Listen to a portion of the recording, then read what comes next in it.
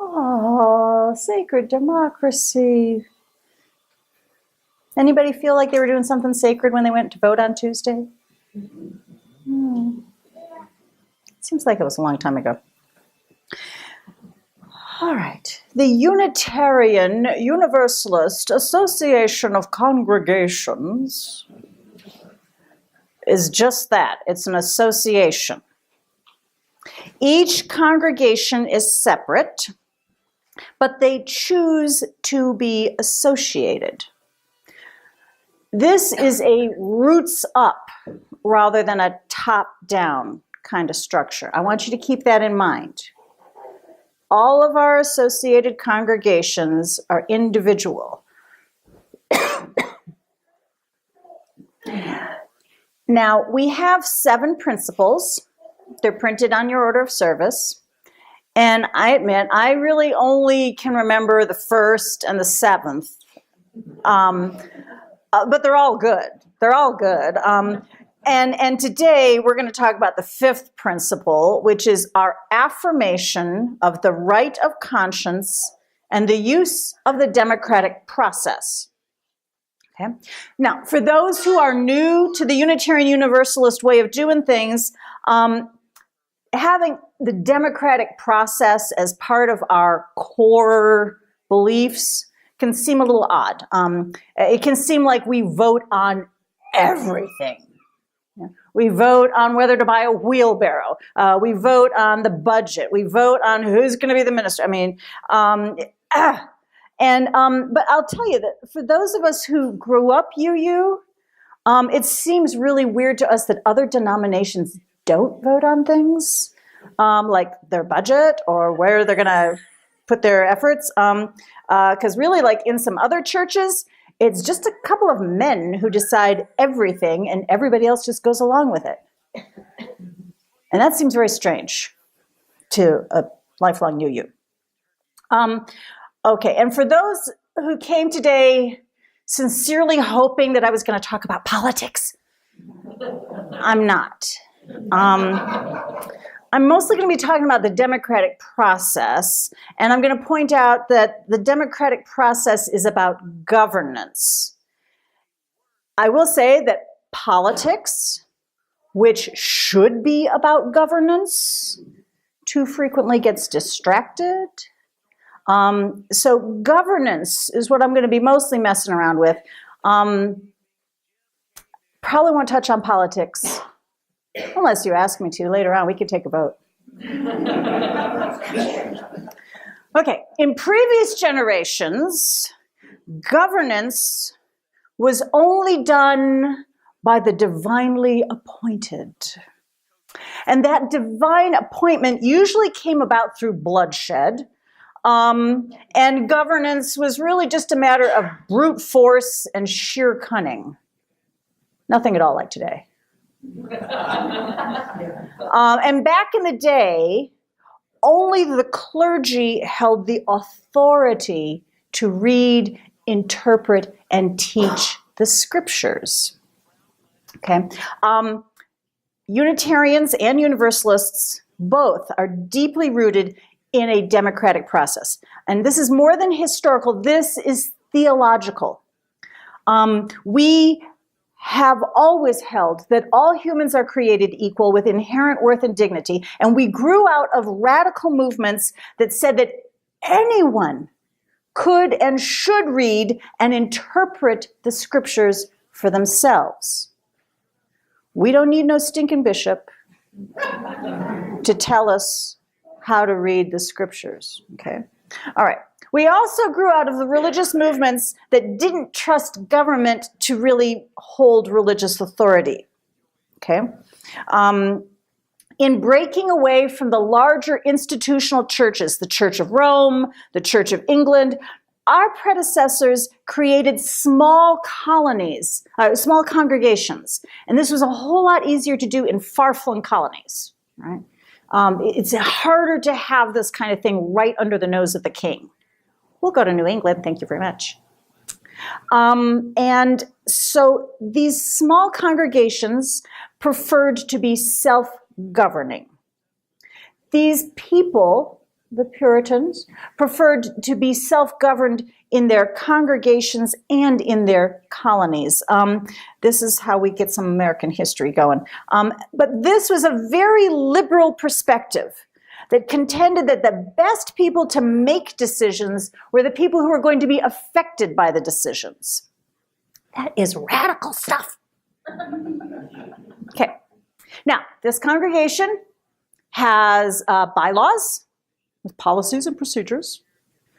All of our congregations have bylaws with policies and procedures, and I want you to know that all of our contemporary Unitarian Universalist congregations can trace the history of these policies and procedures and bylaws all the way back to 1648, when Puritan congregations in Massachusetts drew up the document that came to be called the Cambridge Platform. In my seminary at this point, all of us would say, booyah! The Cambridge Platform, when you get past all of the stuffy language of the era, it's a real rip snorter. I read it, before I was like, my God, these people are radicals.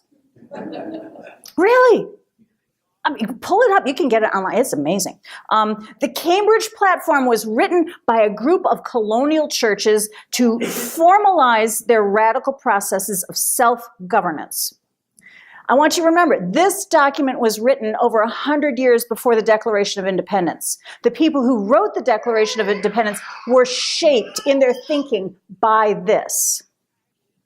The Puritans did this because they wanted to get their religious houses in order before they did, other types of civil governance. And when they did this, they gave the greatest authority to the individual congregation. Okay, so the congregation decides it's a congregation. All right, it's not some larger institution that says, and you shall be a congregation. They say, no, we will decide if we're a congregation. The congregation has the power to call, ordain, and dismiss its ministers.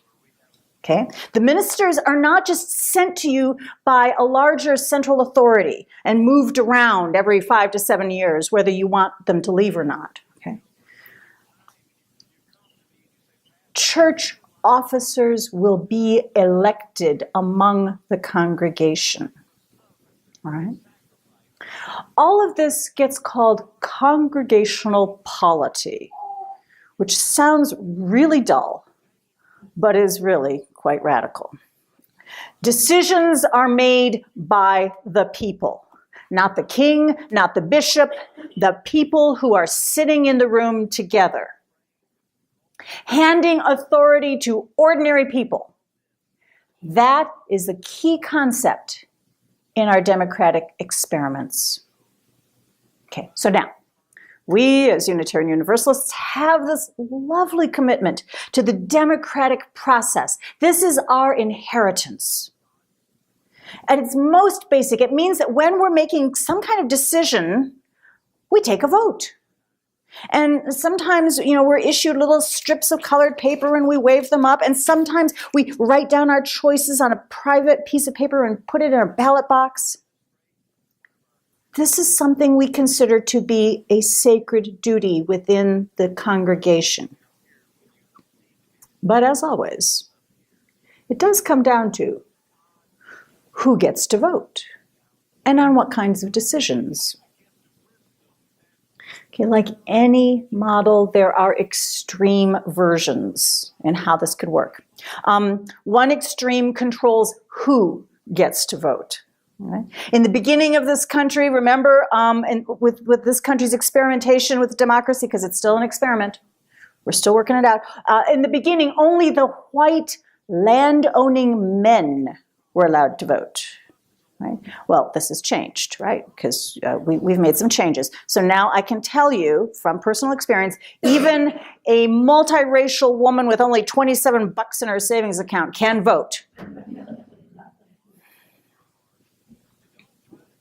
In our congregations, who gets to vote is determined by that congregation. Most of the time, congregations require some kind of commitment in the form of membership, signing the membership book, and agreeing to provide financial support of record.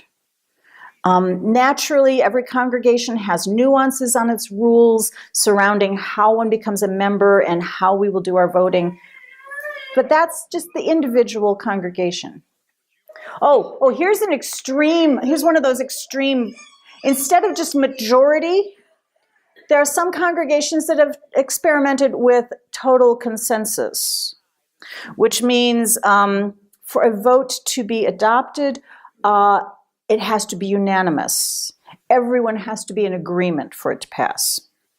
And in one version of this extreme, anyone could vote, even if they just showed up at the last minute and hadn't been giving any money or paying any attention. This kind of radical consensus model, that tends to exhaust everyone after about 10 or 15 years. Because it's really hard to get everybody to agree to everything. Okay. All right. Now, don't get me wrong, though. There are some decisions that need to be made that really it's better if it is unanimous for it to go well, like calling your minister, because it's why our ministers won't accept a call unless they receive a vote of at least 90% of the membership. And that's because an unhappy 10% can totally derail a ministry. And so that's because ministers hold authority. Like I mentioned, we always need to pay attention to who holds authority, and we also have to pay attention to trust.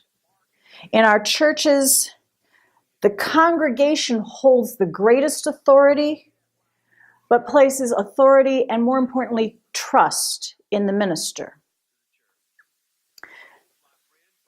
I tell you this partly because getting 100% unanimous vote to call a minister doesn't always happen. You guys must have been really happy with me or something. Now you'd make me cry. Here's a story about trust. Trust is essential for a democratic process to work, especially when it comes to governance. Because without basic trust in one another, the democratic process is just doomed.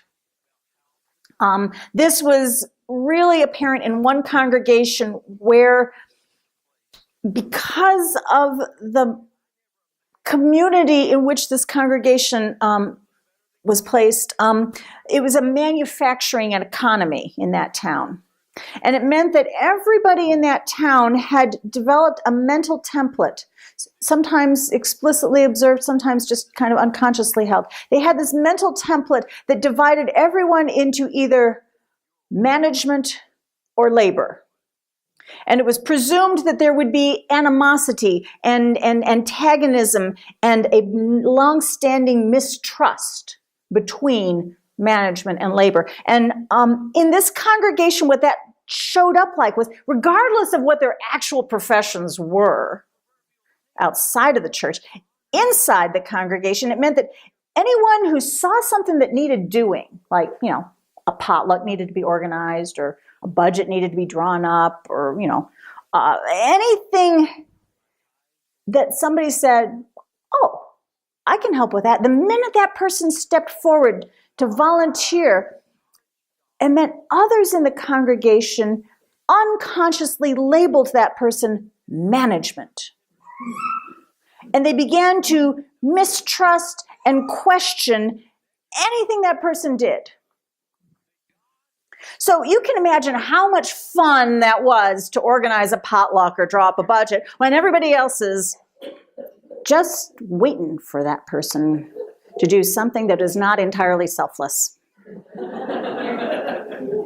Like, expect cooperation or even thanks. It's because they couldn't really trust one another even to lead themselves or govern well. That's an extreme. It's fun to examine extremes and take comfort in being middle of the road, right? Okay, but here's something that affects everybody. Winning and losing. What happens if a congregation is trying to make a decision and the voting process splits the group into winners and losers? Here's a story. Once upon a time, there was a congregation with a crisis. It was agreed that they would hold a vote. They would use private written ballots to make a critical decision. Ahead of the vote, there had been hours of discussion and fearful appeals and awful emails being sent back and forth and angry letters and private conversations out in the parking lot. Everybody had an opinion. The vote was taken. There was a clear majority. After the vote, there were sighs of relief and tears of frustration and righteous satisfaction and deep distrust. Even the people who felt that their side had won, they were shaken by this process. And the people who had lost, how do you go back and sit among people to worship, people who you cannot trust to have your values or... It was democratic. They followed every rule. But the process was terrible. And it was holy. It was holy because everyone there had felt that the vote was essential just to moving forward. But how do you go forward when so many people are feeling bereft and lost? How do you move forward? Where is the holy there? The holy came forward in the people who committed themselves to the work of being a congregation. Not just winners and losers, but everyone together. It took time to recover. It took years of deep listening, honoring the feelings of hurt on all sides, building new trust, setting healthy boundaries. I can tell you, they're doing very well now. Among their many tasks was the work of reflection and appraisal, and it led them to write a covenant of right relations, how they would behave with one another. Remember, we don't have a creed just to follow, so we have to agree. How are we going to behave? Their covenant holds them all accountable to both the majority and the minority. And this is important because at some point, each one of us will spend some time in a minority. And while we are in that minority, we may feel weak or vulnerable. It is the covenant that holds us together in our differences. This congregation has a covenant. It is also printed in your order of service. I'd like us to spend some time with it Sunday, reflecting on it. I want you to know that process of covenanting was another part of our inheritance from the Puritans. The Puritans writing that Cambridge platform were really big on covenant. Not just covenant with God, but covenant with one another. They understood that a congregation is held together, not just by rules, not just by scripture, but by a formal agreement of how the members will treat one another. The platform also holds congregations in covenant with one another, okay? So this congregation, as part of the association, is held in covenant with the congregation in Lubbock, and the congregation in Santa Fe, and the congregation in Albuquerque, and all the congregations of North Texas. That is what our association is. And if one congregation in our association is suffering, the others are expected to offer assistance. Not just because of laws or rules, but because of relationship. So when we're doing it well, our commitment to the democratic process also includes a commitment to staying in relationship with one another. It's a lot easier than it sounds some days. Okay, now here's another piece of our inheritance that we would be wise to make good use of. Pragmatism. And that's pragmatism with a capital P. And I don't use the word to mean just expediency. It is the name of a whole school of philosophy, American philosophy, called pragmatism. It was laid out by thinkers in the 20th century, James Dewey, Josiah Royce, and it has had a very profound impact on our understanding of truth. It's probably the first truly American philosophy. And the school of thought holds that truth, capital T truth, is a multifaceted thing. No one person can see it, hold it, or corner it. In fact, the only way you can glimpse this capital T truth is by looking at it from many different perspectives. What this looks like in practice is that you must listen to many different voices. In making a decision, you would listen to a person you already agree with. And a person you don't fully agree with. You would listen to a person who's completely outside of the process and a person who is going to be completely affected by the process. You would listen to a young person and an older person, a person who is marginalized and a person who is powerful. You would listen to all these perspectives to help you make your decision. This is what President Barack Obama means when he calls himself a pragmatist. He's using a capital P there. Does any of that sound familiar? To me, it sounds like the way we do our theologies. We listen and we learn from many different sources. We don't presume that any one of them will hold all the answers, or any of them must be given greater authority than all of the others. And the pragmatists were really big on experimentation, repeatedly trying to see what might work, paying attention to the results, changing things up, reflecting, changing some more.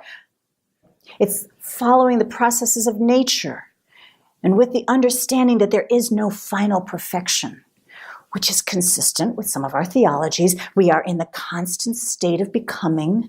We are never static, never fixed, always becoming. When it comes to our congregations, we are doing things well when we make decisions using the democratic process. Ideally, we've been pragmatic in our deliberations and discussions ahead of a vote.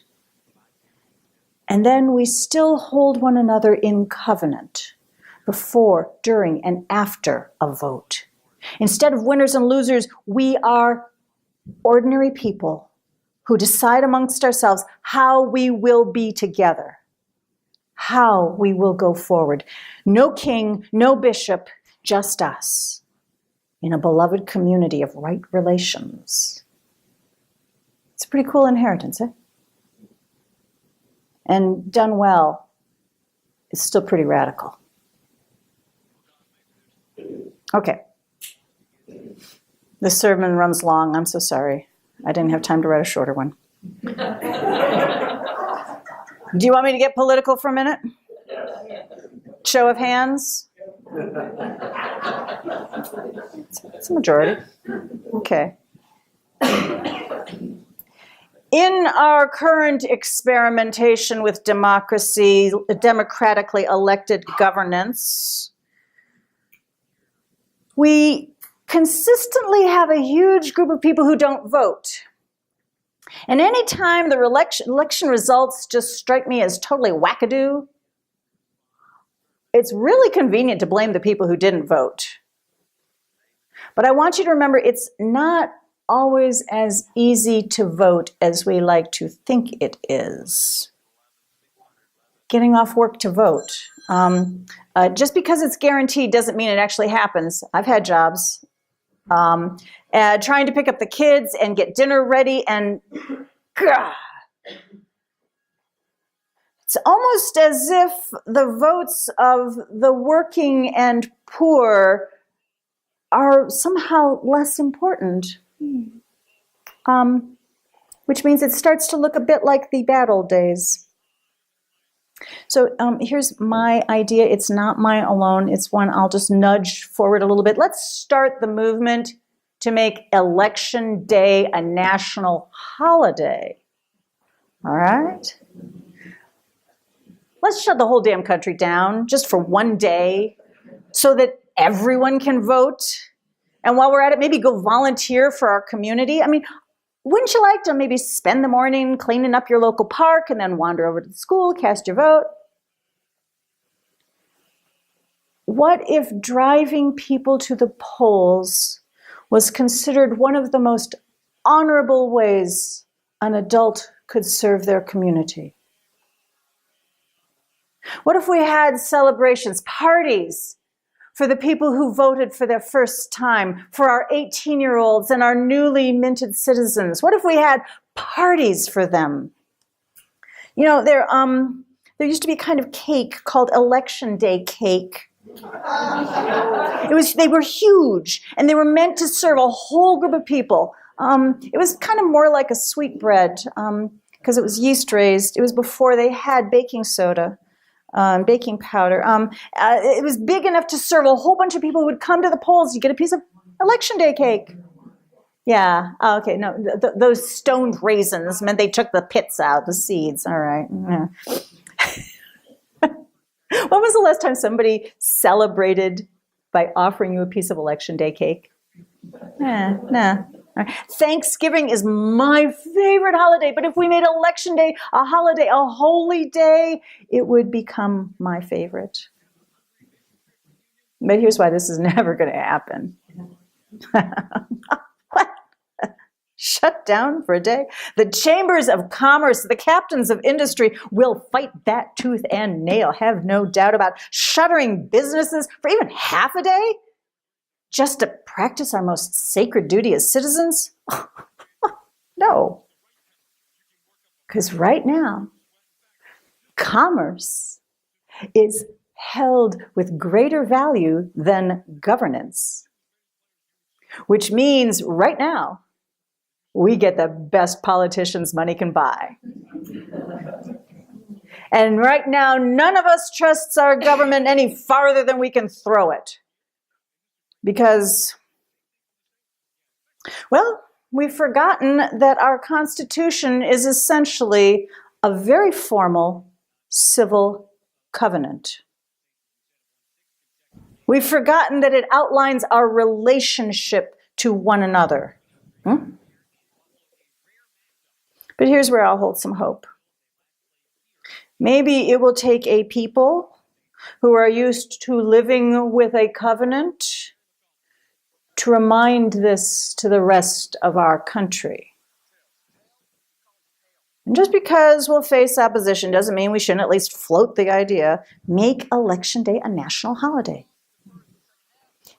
Because until we place the democratic process just even slightly above consumerism, voting will never be held as something sacred to every citizen.